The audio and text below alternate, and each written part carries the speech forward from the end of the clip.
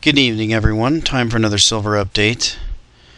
We're having kind of a boring day in silver. Wanted to bring you to a different chart today. This is a silver dollar cross chart. The black line down here is the dollar, and this brown line is silver. We are making an interesting move at this point. As you can see down here on the MACD for the dollar, the MACD corresponds to the dollar because it's the main chart here. The MACD is rolling over pretty nicely for a downdraft here on the dollar, and as you can see here, we've got it looks like we're going to make an attempt here to penetrate support. I'll draw the line roughly in here. So we may be breaking down into new lows for the dollar fairly soon.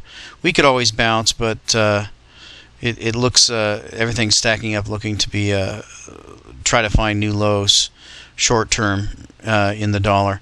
As you can see with the silver price, we've got generally they diverge. Normally when the dollar is trending down, silver is trending up.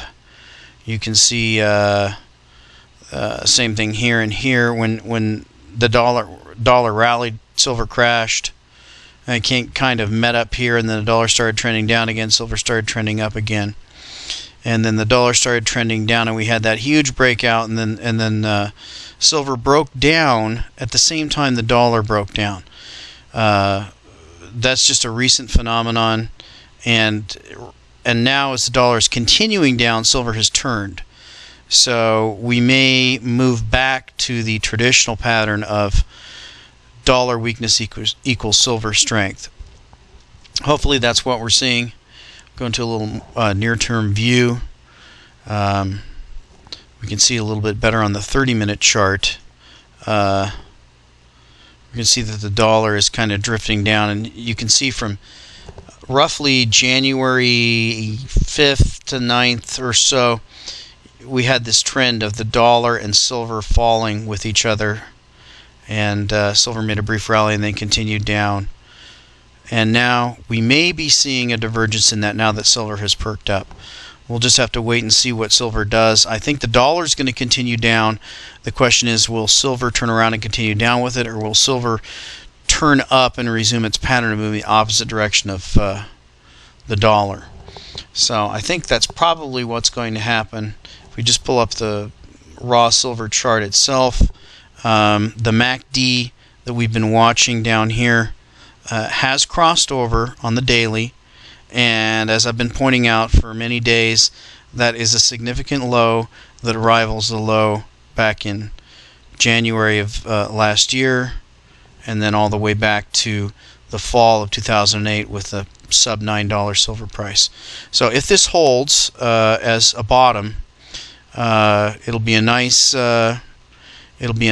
reset, and all of the overbought condition will be gone, and we're ready to rally higher. Hopefully that's what we're going to see. Then again, for those who are hoping for lower prices, it wouldn't hurt to see more of those. And on that issue, I wanted to speak about some supply here. One of the articles that I saw today mentioned APMEX, and this one viewer pointed out that APMEX is out of silver, and they are, as you can see.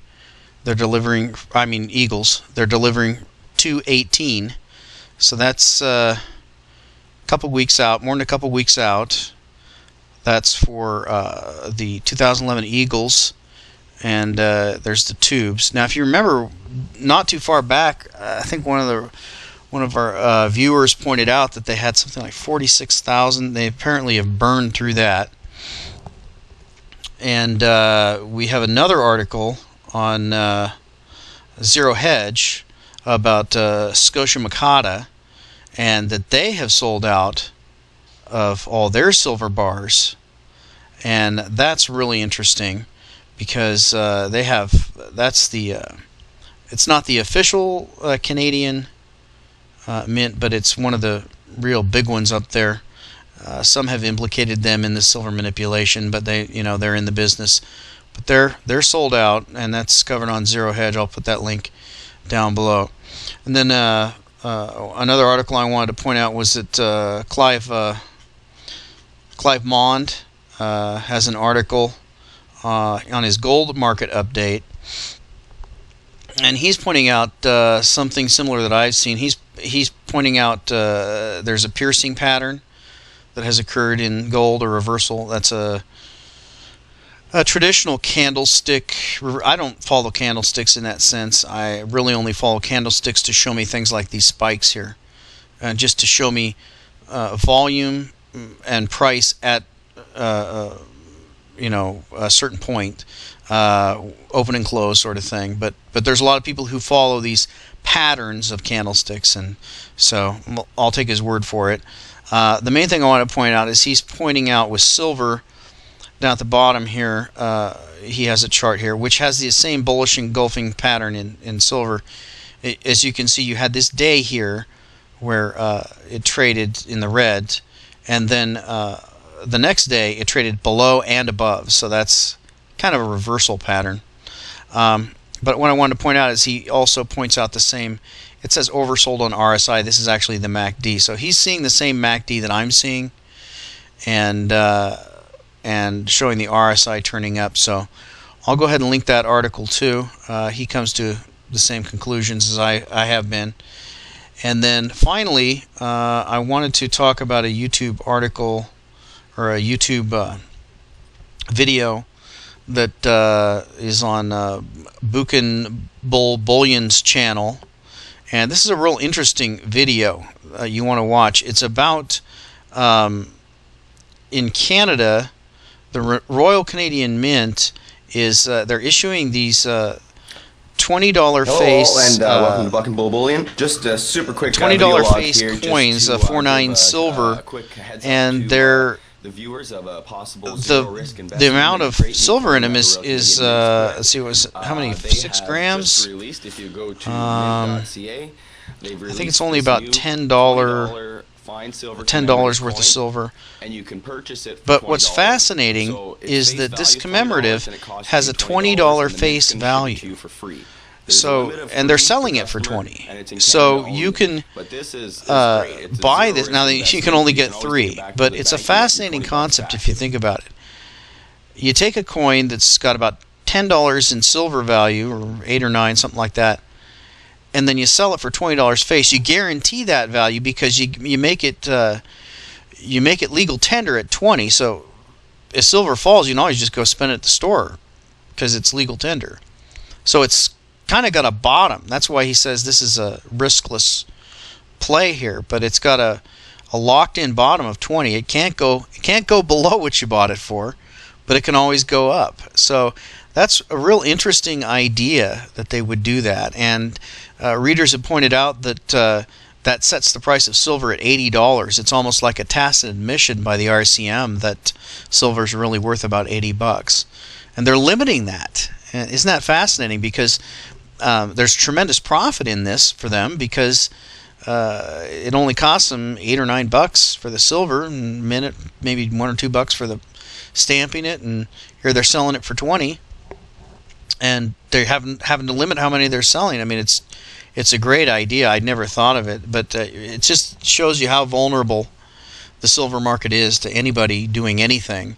The shortages I pointed out, people are saying, well, this is a bubble. Well, that's not a bubble price, because when things are in a bubble, you don't see shortages. And people have given a lot of excuses over the years for why there's a shortage. And back in 2008, we heard, well, they're short on the blanks, and then we heard, well, they're just back ordered, and well, this has been going on for years. The bottom line is that if there's a shortage, if things are being rationed, if they are being back ordered, if the shelves are bare, that only means one thing: the price is artificially suppressed. The price is too low, because if they let the price rise to where it should be, then there would be plenty of supply. So price needs to go a lot higher. We've got a long ways to go. $50 is the next stop. Triple digits is the next stop. Ultimately, we're going into the thousands. So just pick your spots and keep stacking. Talk to you next time.